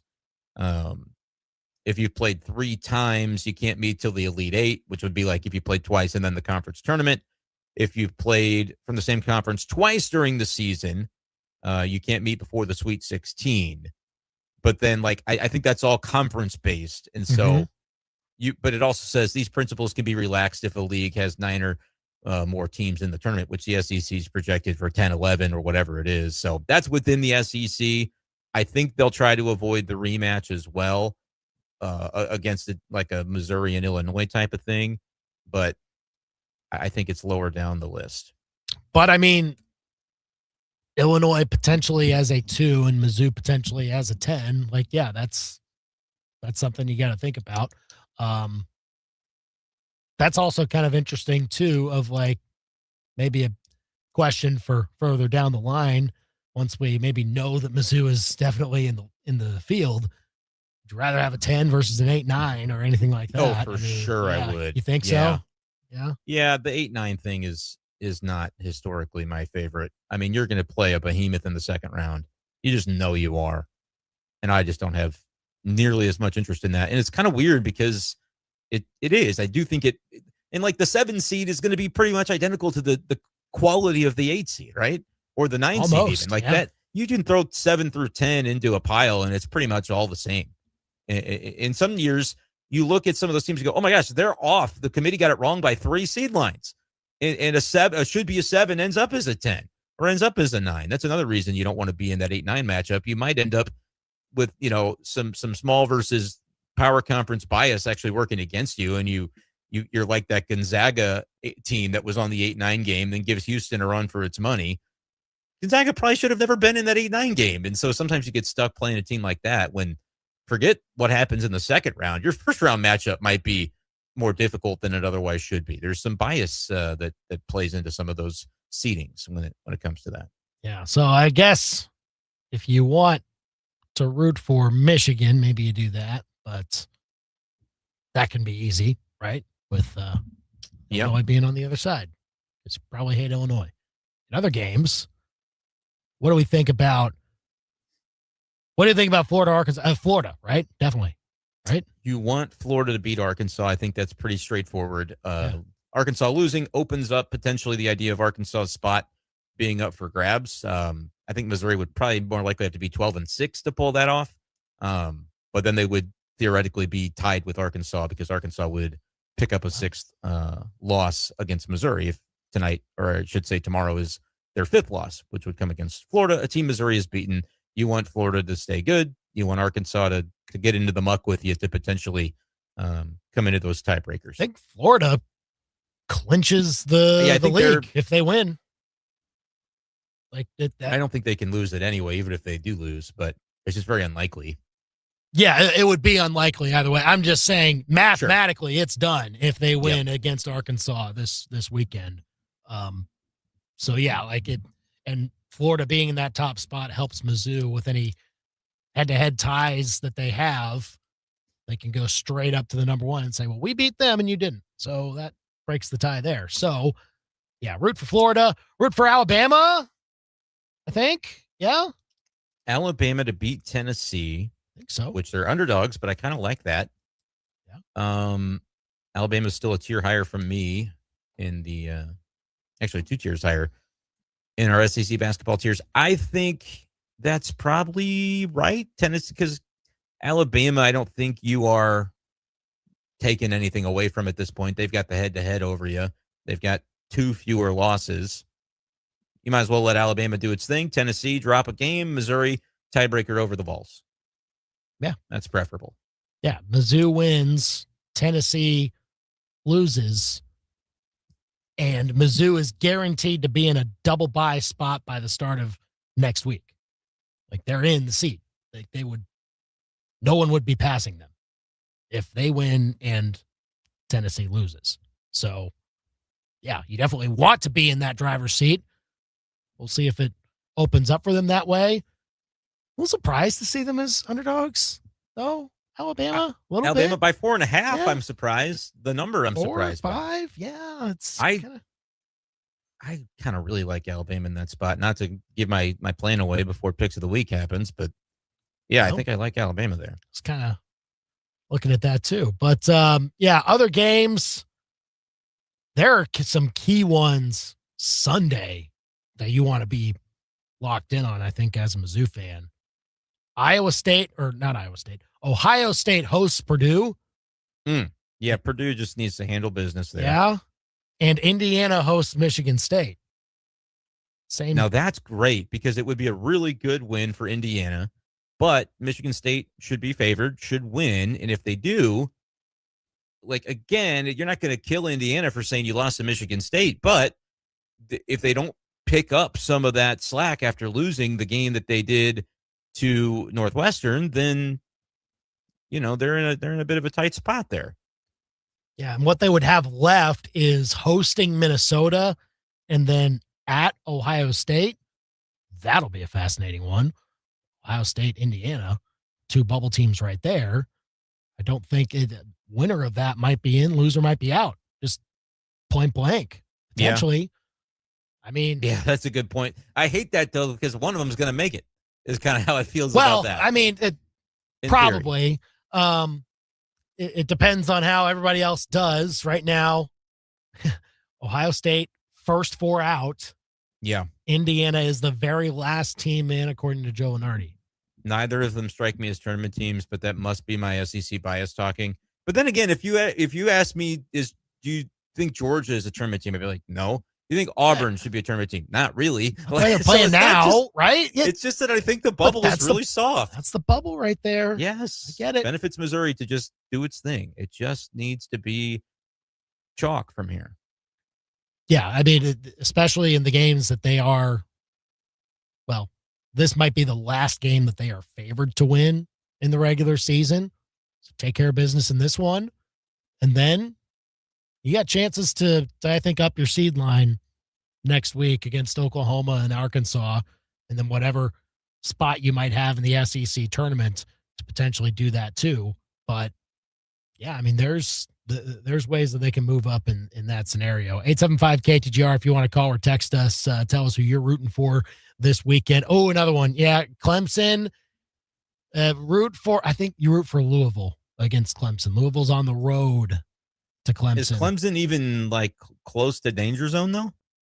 Clemson is potentially.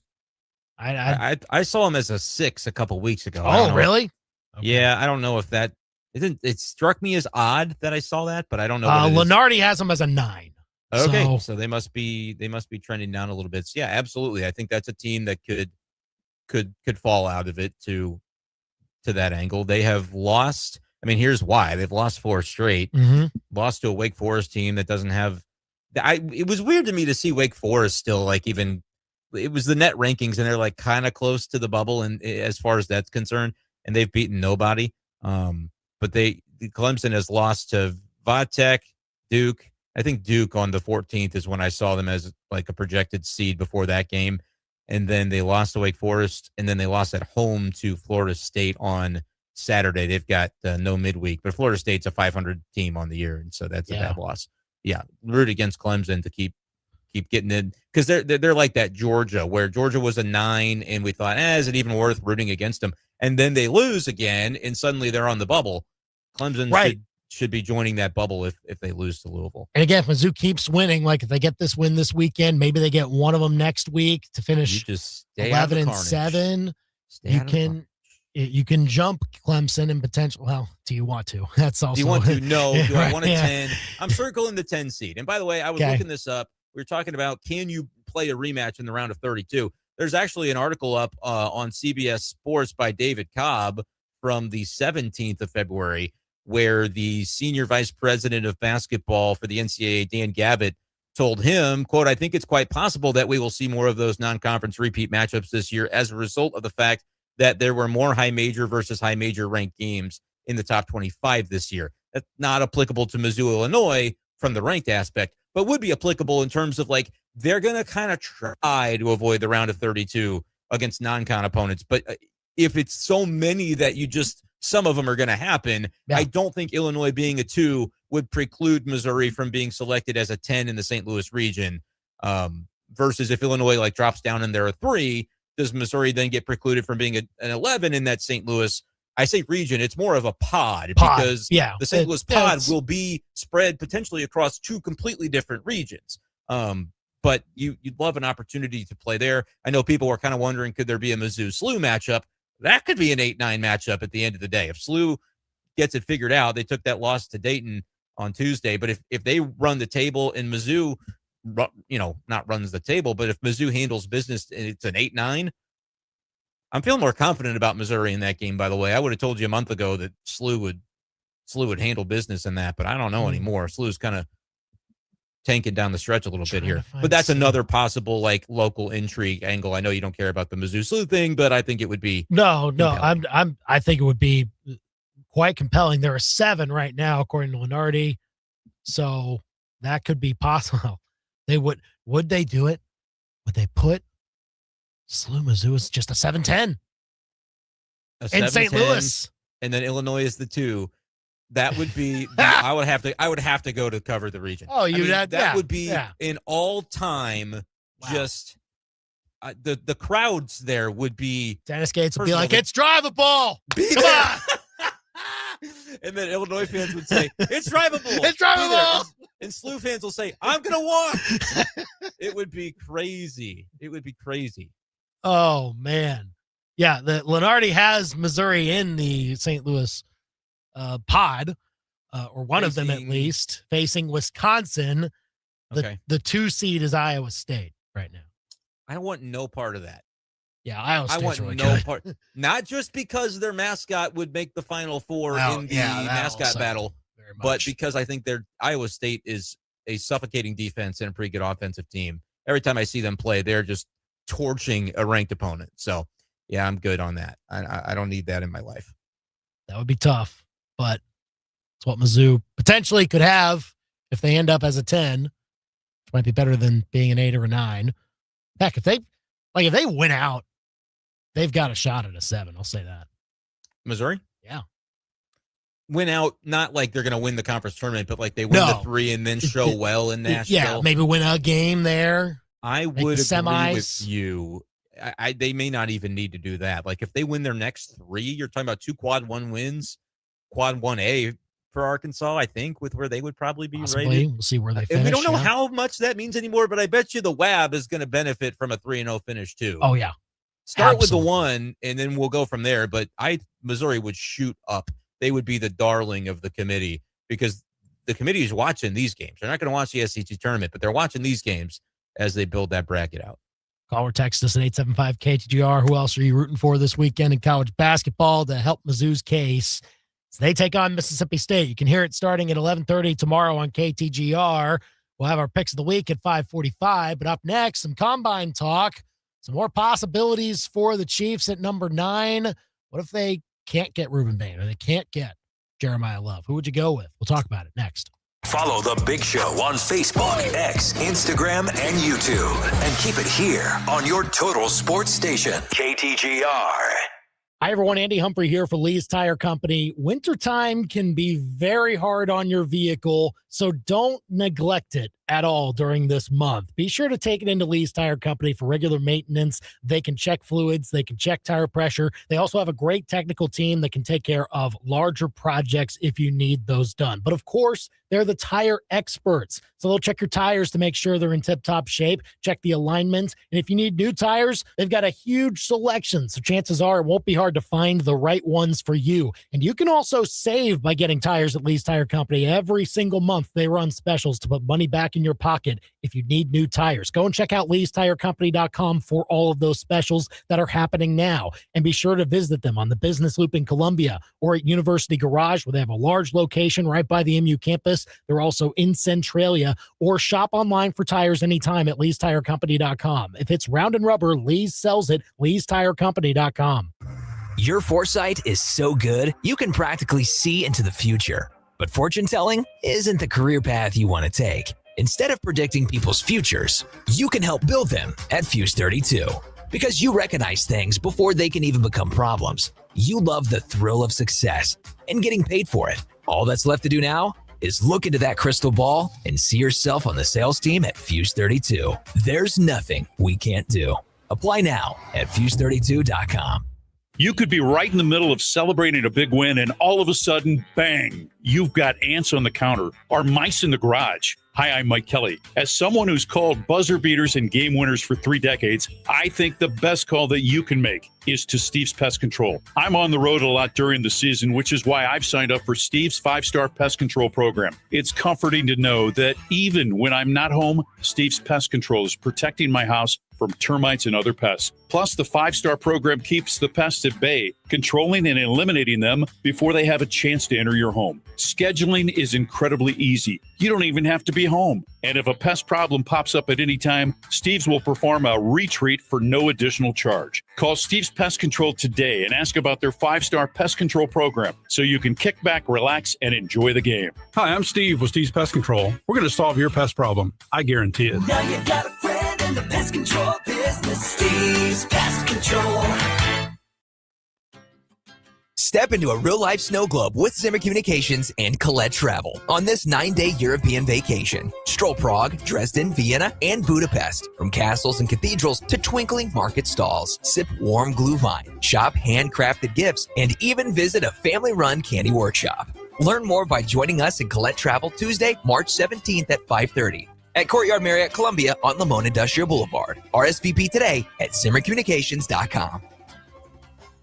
My name is Taylor, and I have had insurance with Phyllis Nichols and her team for over 9 years. A auto claim came when my wife was rear-ended. Everyone was safe, but that left a lot of cosmetic damage on her brand new car. We called Phyllis, said, hey, this is what happened, and she's made it a very streamlined process. Phyllis lined out our rental car and made everything just so easy. And having 3 kids and losing a vehicle is a big deal, but Phyllis went to bat for us, got everything lined out, and made it a very easy process. The best local sports talk around on your ride home. You've got The Big Show on KTGR. Call or text us with your college hoops thoughts. So we get set for another big weekend there. 875-KTGR here on The Big Show with Andy and Brendan. So we talk some NFL draft as well. Boy, Toriano Pride with the 4.32 today on the 40. He was tops among the cornerbacks. Saw that there were a couple safeties that either matched him or better than him, but those are safeties. Toriano Pride. Position. Yeah, exactly. Toriano Pride only has to worry about his leaderboard for his position, and that was, as he said, running off much needed for a guy like him that's trying to break through and just get noticed, and that'll get you noticed. You saw Rich Eisen and Daniel Jeremiah really take notice on the broadcast as well when he was putting up those numbers. So he did well. I think Zion Young did pretty well yesterday with his shot. He's climbing up mock drafts too. I was looking to see where Mel Kiper had him. He's got him number 17 to the Lions, man. Wow. That is awesome. I was said second round pick, but I would take first round pick. That's pretty cool. Almost top half. He's like right next Not to the because line. He doesn't deserve it or like it's not a good idea. First of all, I love to see the idea of him going to the Lions. I mean, yeah, I wouldn't have any problem with that. I like the Bears these days too, guys. Don't get me wrong. But when you're like a nomad like I am, don't have a team, you don't care about teams' rivals. Like, I'll root for the Bears and I'll root for the Lions if they got Mizzou guys. Like, I get it. They're rivals. Doesn't mean anything to me. I didn't grow up with it. I'm kind of adopting it late. So you got Ennis Rakestraw and the Lions. I would love to see Zion Young go there. Man, that would be awesome. And again, the fact that he is kind of had it rise up during these workouts, during these pre-draft periods, has been awesome to see. But his game tape this year also really stood out for Mizzou. Like he made a very good jump from junior year to senior year, and it's starting to show with how some of these draft analysts are treating him a little higher up. I mean, he'll probably be available when the Chiefs are picking at 9. I mean, I wouldn't hate it, right? It would just be, it would maybe be seen as a reach because there probably will be other pass rushers there that are graded a little higher, maybe better as far as that. If Bain's off the board and the others are, if it's a pass rush heavy top of the order, you can make a case. I don't know. I mean, so here's the mock that I'm seeing from Kuiper. Like we obviously know number 1. Number 2, he has the Jets taking Caleb Downs. Like as far as edge rusher, he's got David Bailey going first. That makes sense. Arvell Reese going second, just for edge rushers. I'm talking. Then Sonny Styles also. And honestly, if Styles is taken, then I don't see how Bain is taken before 9. Maybe a team like the Commanders goes with Bain instead, and so you take Sonny Styles instead as your edge rush type. But honestly, if both Ruben Bain and let's say Jeremiah Love, who Mel Kiper actually has taking for the Chiefs in this mock at number 9, but like let's say teams above them take both of those players. I know the Saints probably could be targeting Jeremiah Love before then. That's possible. Where do you go if you're the Chiefs then? Yeah. I mean, if a lot of those names are off the board, you'd hate to think that the one year that they are this high up, you would have to go, oh man, our targets, kind of came off the board right in front of us. We got sniped. Yeah. And now we're going to reach on something. But I don't know. I feel like there's going to be somebody there that falls, whether it's Love or Bain or, there's probably, I don't know how many offensive linemen are necessarily in play there. Like, I think some of those wide receivers will go early, which I don't think the Chiefs are really, even with the Rashee Rice stuff, I don't think that's like a pick at 9. What would you consider it? Like, let's say some of those receivers are like Carnell Tate and if Carnell Tate hasn't been Mekhi taken, Lemon.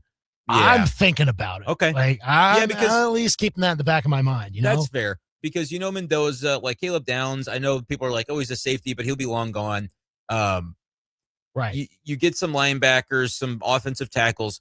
If it's to where like Love and Bain, let's say, go up the board, that means somebody else is falling. A skill player like a wide receiver is falling.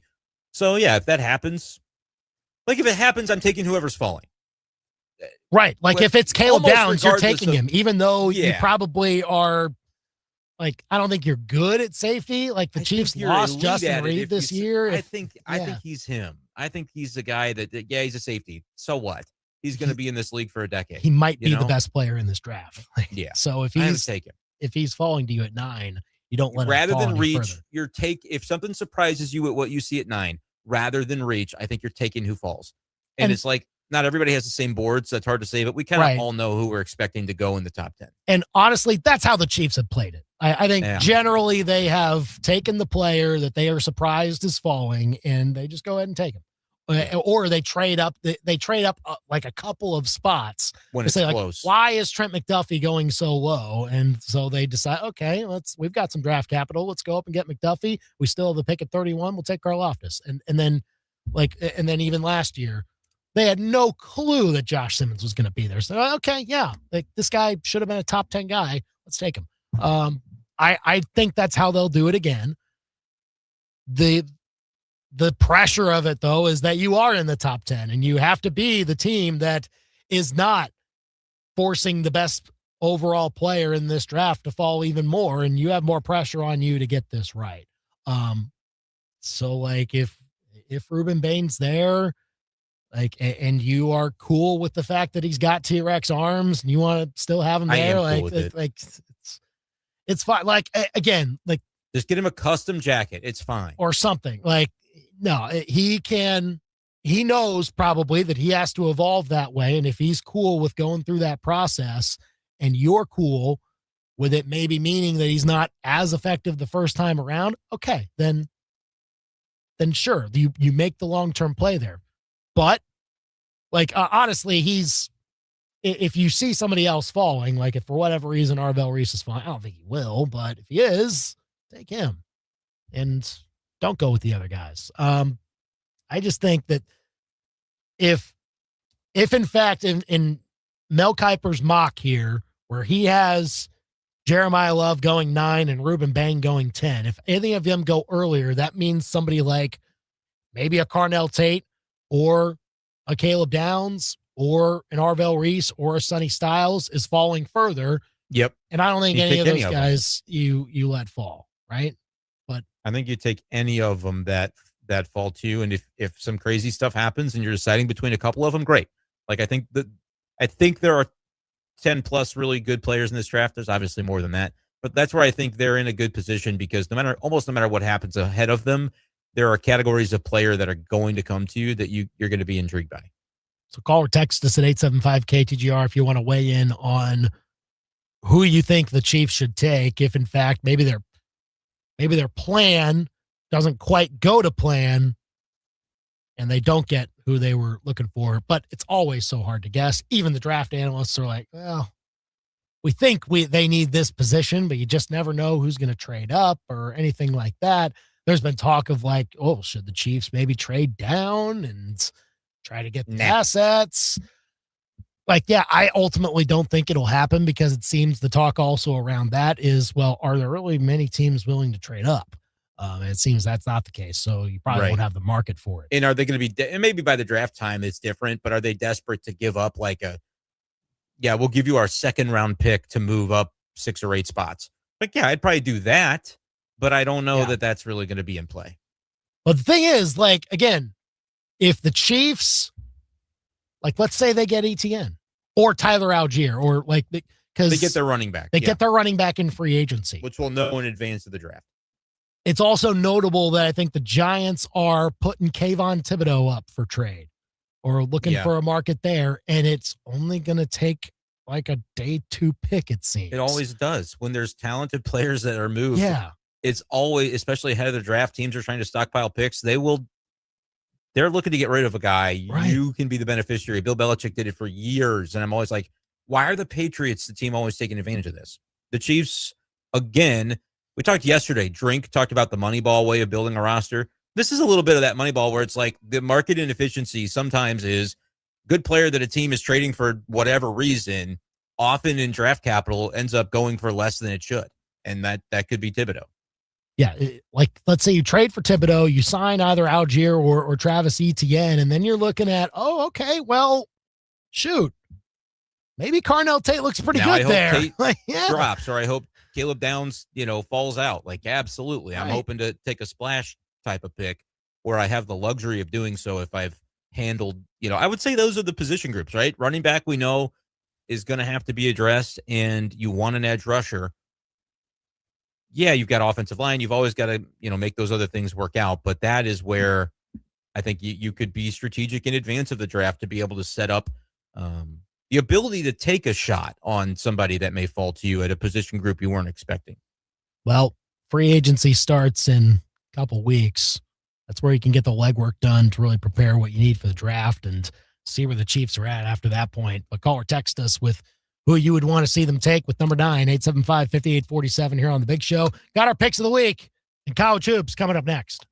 Now, your local sports center update on your total sports station, KTGR.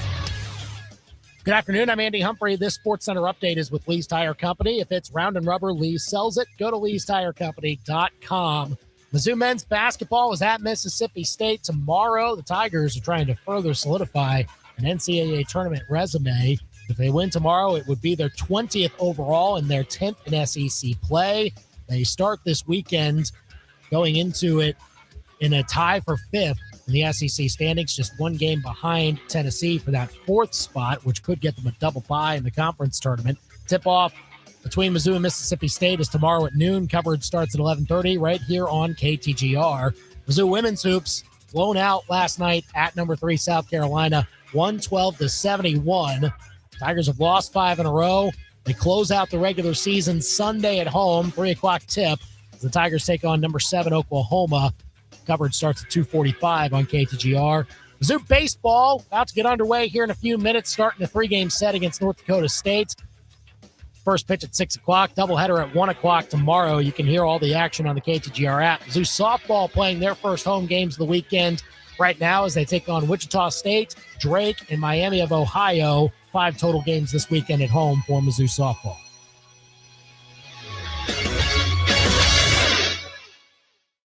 I'm tracking mild weather through Saturday with highs back in the 60s, maybe near 70 in some spots again tomorrow, but a cold front will move in late in the day, settling overhead into Sunday, setting the stage for several types of precipitation on Sunday and Monday. Weather alert day stretches from noon on Sunday through 9 a.m. Monday morning for snow, freezing rain, and rain across the area.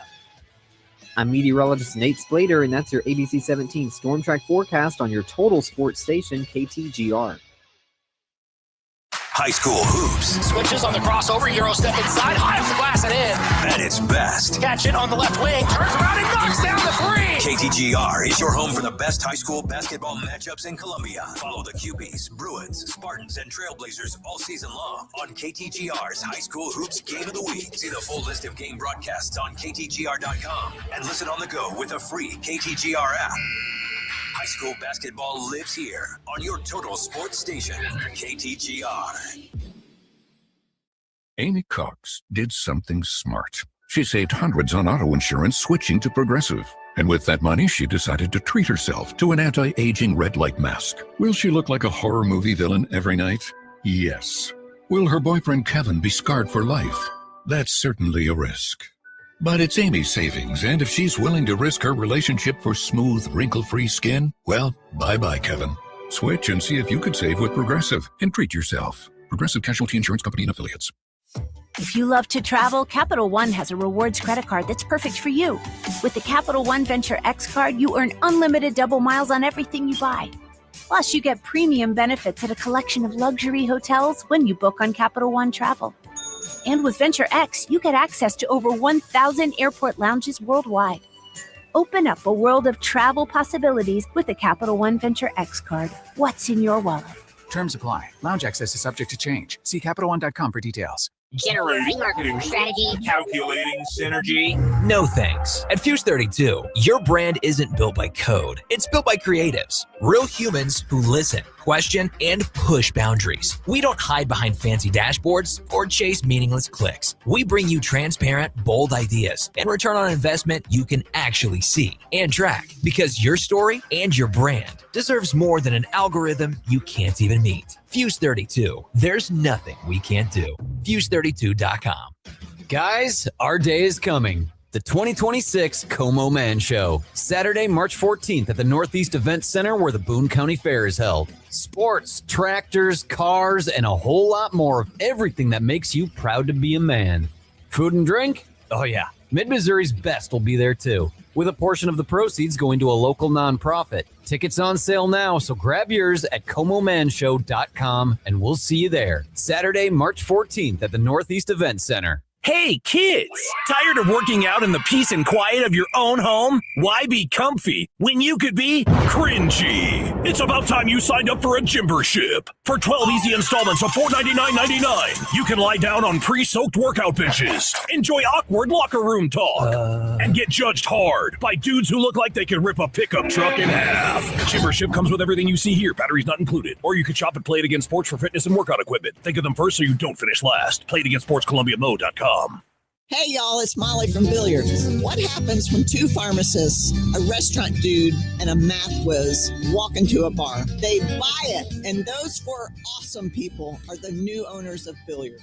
Like a good Oscar speech, we don't have enough time to thank everybody. But if you've been part of our journey, we just want to say thanks for boogieing on down. Boogie on down for burgers and beer. Billiards on Broadway. Yeah. Les, honey, I'm coming home. Hey, construction dude, congrats on the killer contract in Cape. Sweet. So, how are you going to get that Mongo crane down to the job site? Here's a haul of an idea. Just Google I-70 Towing. They're Mid-Missouri's go-to crew for heavy equipment hauling, too. Semis, dozers, RVs, goosenecks, farm and construction stuff, school buses, boats, bring it. If you use it, they can move it. Call the team they think you'll really love to meet. I70towing.com. Goosenecks. Give me some long necks. Back to more of the biggest sports stories in mid-Missouri. You've got The Big Show on the KTGR app. All right, Picks of the Week time. You're on The Big Show, KTGR and the KTGR app with Andy, Brendan, and now producer Billy joining us to get things rolling here for Picks of the Week. And all college basketball once again as we recap what happened last week. I did the math wrong initially, but then was corrected. Yeah, and crap. It turned out that I had won the week. I went 3-2. Brendan and the producers both went 2-3. So I never should have admitted that either. Never should have let you know. Yeah, well. Should have taken it to the grave. I mean, it helped out. I'm in last place. You know. Helped you. It's been all right. Either way. Helped me too.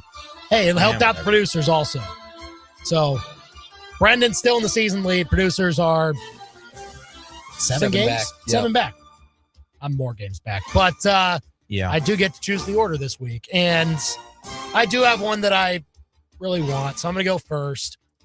Brendan will go second. Producers will go third. Okay. All right. What? No. Go ahead. Did I say something? No. He Did gave I a say little something? like kind of like. No, like, it wasn't you, Billy. I'll explain. Okay. I'm going to let Andy take his first pick first. Well, Reveal. I'm taking Alabama. Yes, that's why I'm sighing. I looked at the number on the sheet is somehow 5.5. He's rigging it. What? What do you He's mean? rigging the game. You can look at it like the time that I looked at the point spreads, which full disclosure, I get them from wagertalk.com. Yeah, but they 5.5. compile a bunch of different They do. outlets. And a lot of them So- said 5.5. There was not a consensus, but most of them said 5.5 that were open. Man, the number currently, it just makes it a little bit better for whoever happened to get it. Damn, it is up to 5.5. It was 4.5. Now Oh, it's up to 5.5. well, there you go. I'm just gonna wager it. I'm glad I didn't bet on it earlier when we were talking about it. I'm just gonna bet it now. Yes, Alabama is gonna stay within 5.5. There's no doubt about that. All right, That Andy. is It's not crazy. good luck. You don't want Brendan betting your picks. I learned that the hard way. That's true. Yeah, and Billy. Sorry, Brendan. I didn't put the slew one in my parlay, Yeah, and that one hit smashed. easily. Yeah, It's so good. So good. I might try that again this week. please don't. All right. You're up, Brendan. You're next. I'm up, and you took my pick. Let's see. Did you send me the picks this week? I think you did. Check I it. think you sent them. Yeah, Check I it. got them. There you go. All right. I'm going to just say the line's not a trap. Michigan -1.5 tonight. I think they win on the road at Illinois. Shucks. Yeah. You like that one? Yeah. Yeah. Looks I like don't the get it. It's producers a like weird line. There you go. Yeah, that's a good line. Producers, first pick. I like U of A to put a hurting on Kansas Saturday. Give me Arizona -8.5 at home. Oh, U of A. Okay, of A. got it. I Yeah. thought at first I thought he was saying UVA, And I'm like, Andy's like, they don't play each other. They don't play each other. Also, Pick Virginia again. is not winning that game against Duke. Anyone can take Virginia plus 9.5. I will not take it. But you're taking Arizona That's correct. minus 8.5 Go Cats. against Kansas. Yeah, that's probably right. That's such a big number. But the last time I thought that with Kansas on the road, I got smacked in the Iowa State game. So no thanks. Okay. I mean, I've talked up Mizzou quite a bit, so I'll just go ahead and take them. -1. Minus 1.5 is probably, I think, what it'll end up being. But 1 was more prevalent when I put the sheet together. So Mizzou minus. I'm actually just going to lock in Mississippi State +1. So you're just going to do it. For the reasons we discussed earlier, yes. Okay. Very good. Wink, wink, wink, nudge, nudge. Quick reference about it earlier, but I'm going to go back to Hilton and say Iowa State covers as a big home favorite. They've done it quite a bit this year. I think they get it done again this Saturday against Texas Tech. What's the line? On 9.5. They got to win by double digits. Yeah, that's probably fair though. I mean, they are really good. And Tech is not the same. Not the same without JT Toppin, right? So I think that's so far, Billy. You might be setting up a teaser for me with these big home favorites. I'm going to put a lock on your account. How about that? I'm keeping an eye on your picks to see if I might need to tease them. Oh man, boy! Doing our picks of the week here on the Big Show, KTGR and the KTGR app. Okay, now. Oh, I got another one I love. I hope you don't take it. Okay. I think well, it's more with the heart. I want to see it happen. I'll take Louisville minus 1.5 on the road against Clemson. Okay. It's one That's that disgusting. again, I want nothing to do with that game. Yeah, well, it could go either way, but I think Louisville will get it done. Strong team. I know Clemson's playing at home. They probably have more to play for, but Louisville's a strong team. Go ahead, Brendan. Here we go. What was your one that you wanted? I will set Billy up to take another home favorite in my teaser by going the opposite way of it. Give me Arkansas plus 9.5 at Florida. I think it's a close game. Arkansas is my second in that second tier of the SEC for me, and I think they're not quite as good as Florida, but that's a single-digit game. You read my mind, Brendan. I think the Gators rolled. It's been working for me this Add year. it to the teaser. Big home favorites. So let's go. Give me the Gators. Love That's great. Love that. I'm anticipating his picks before he makes them and fading them before he says them. Why is he doing a gator chop in the studio? That's kind of gross. Yeah, why are we doing that? Let's be careful. We need to temper it. Okay. Now let's see. What else we got? I guess I don't know if I like either team in that one either. I'm going to stay away.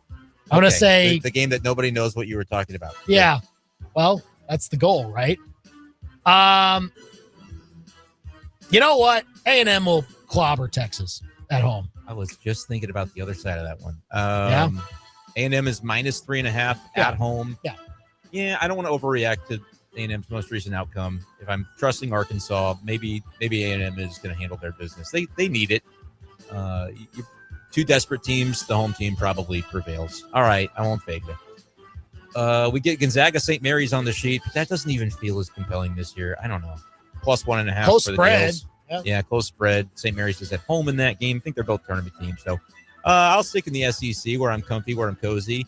Give me Oklahoma plus 2.5 on the road at LSU. I think Oklahoma is better at basketball than LSU. So I will take the Sooners. Kind of hope they win it too, because I don't want them coming off a loss and then they get Mizzou and it's like a whole thing. Just Oklahoma plus 2.5. Vanderbilt looked a little sluggish in that second half. Kentucky's been struggling lately. I think this is one the Rupp crowd's going to get up for. I think the Wildcats are going to get up for it. And I think Kentucky will win, or at the very least, they will lose by a singular point. Yeah, that's the one I couldn't figure out. Me either. That's Plus a weird 1.5 is the spread at home. It's a weird one. I think that's teaser eligible though, for sure. When Kentucky loses by like 3 or 4, I can still put that in the teaser. Man, slim pickings now. Billy's making my bets. That's all this is. I guess, should I take a team that's also desperate at home and is playing a bad team? Are they good? No. I know what he's talking about. Georgia only has to win by 1 to win, Andy. They don't have to win by 10.5. But that is who you're talking about. I was actually talking about Auburn. Yeah, I was in a very similar situation. situation. Identical spreads. I trust Auburn to do it more, I think. Good. I'm gonna fade you directly if you're submitting that pick. Yeah, I'm doing it. Go ahead. All right. Andy's on Auburn minus 10.5. I will go Ole Miss plus 10.5. Okay. All right. I don't love Ole Miss. I actually hate them. But yeah, that was also part of my thought process. I'll give you a chance here. I hate both these teams, though. I'll give Andy a chance here, though. He's got a lot of ground to pick up. So, all right. I'll go Ole Miss. Producers, last round pick. 4. Oh, round 5. Round 5. Okay. Is it really? Oh, yeah, you just made your last pick. I feel like Rick Barnes. Rick Barnes. Did you want to take something else? I typed every pick, and I just counted wrong. That was a 5th pick. I didn't even look at it. I was just like fading you. I'm like, I got one more round. I can look at the board. You're just like, oh, what's going to happen? Okay. It's fine. Rick Barnes has really had Nate Oates' number over the years. I think they're going to be up for it in Knoxville. And I think the Volunteers cover. I hate to have to put this in my teaser and my parlay, but rules is rules. All right. Well, I'm going to have another crappy week then. Thanks, Brendan. This time I'm betting all 5 of your picks since keeping Slew out last week actually was a winner. Man. Well, that does it for our picks of the week here on the Big Show, KTGR and the KTGR app. Again, getting closer to the end with college hoops season near the end. We'll get to postseason here very soon. We thank you for joining us today. Also, thanks to Rob Veno of WagerTalk.com for coming on earlier. You can catch that on the KTGR app if you missed it. Be sure to flip on the app right now and switch your live stream over to Mizzou baseball as the Tigers are about to get underway in their first 3-game home set against North Dakota State. So that gets started here very soon. The Tigers try to extend a 5-game winning streak. You can hear that on the KTGR app. Later on tonight, here on KTGR on the radio, you can hear high school hoops coverage. Final game of the regular season for both Rockbridge and Helias. We'll give you boys basketball action starting at around 7:30 this evening. Tune in on KTGR.com a little bit later. Thanks for joining us today. We're back at 4 on Monday. He's Brendan. He's producer Billy. I'm Andy. We're done for now.